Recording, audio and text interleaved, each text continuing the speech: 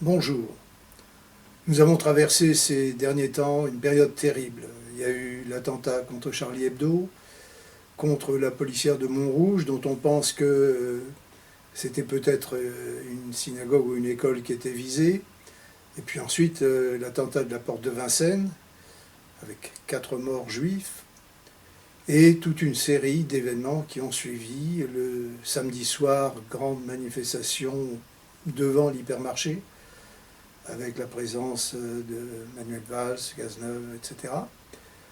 Et puis dimanche matin, une rencontre avec le président de la République, le Premier ministre, à 9 heures, avec également le ministre de l'Intérieur, la ministre de la Justice.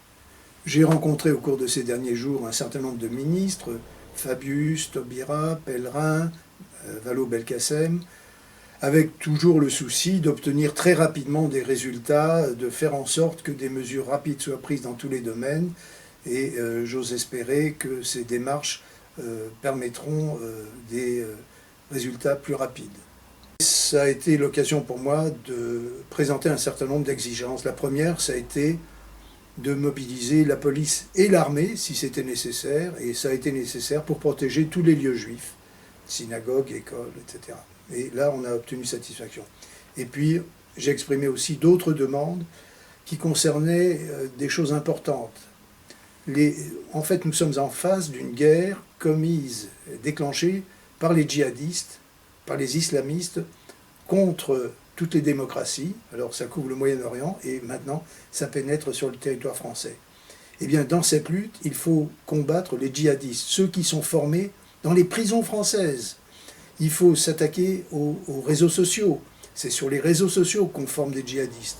Et nous avons demandé donc au pouvoir public d'attaquer ce problème. Il est absolument anormal que des messages de solidarité avec les djihadistes soient diffusés par dizaines de milliers de cas, de tweets sur les réseaux sociaux. Et donc il est impératif que la justice française ou le gouvernement interviennent pour transférer au pénal ceux qui transportent ces messages. Et puis il y a aussi les bouquets satellites de messages venant de pays arabes où on appelle à la haine, où on appelle au meurtre des juifs. Et donc là aussi, il faut agir.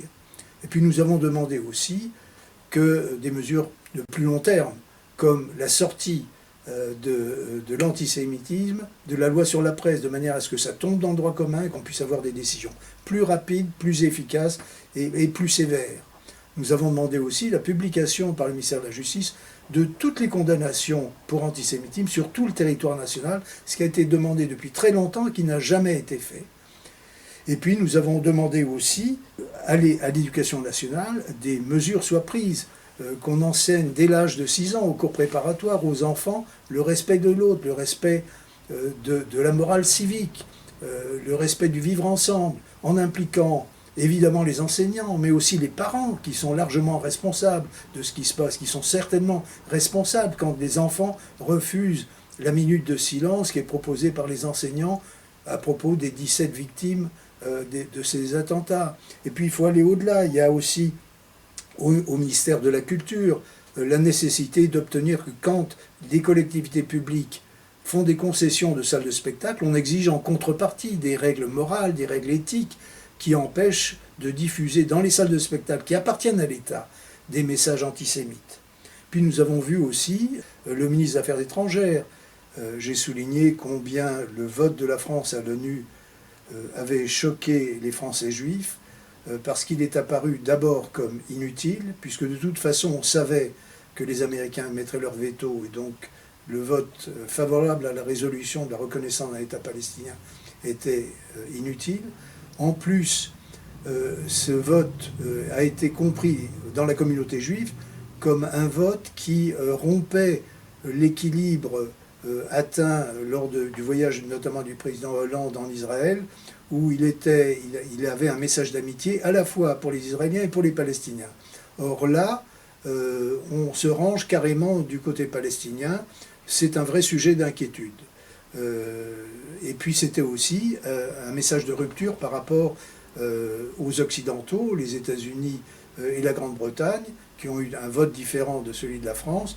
il est triste au moment où on mène la guerre contre le djihad de se retrouver dans un camp différent des Américains et des Britanniques. Et puis il y a aussi des considérations générales sur le climat qui règne en France, et il faut vraiment que des mesures extrêmement rapides soient prises au niveau de tous les ministères pour redonner confiance aux Français juifs. Alors parallèlement, j'ai eu toute une série d'interventions à la radio, sur toutes les chaînes de télévision françaises et étrangères.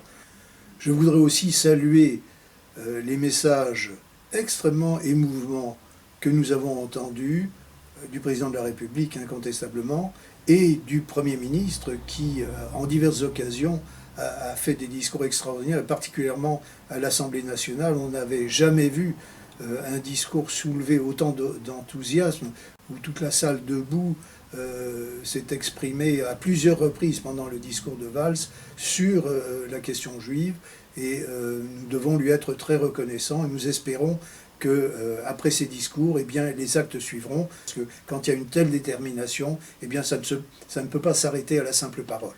J'ai également rencontré des personnalités du monde politique, notamment les dirigeants des grands partis.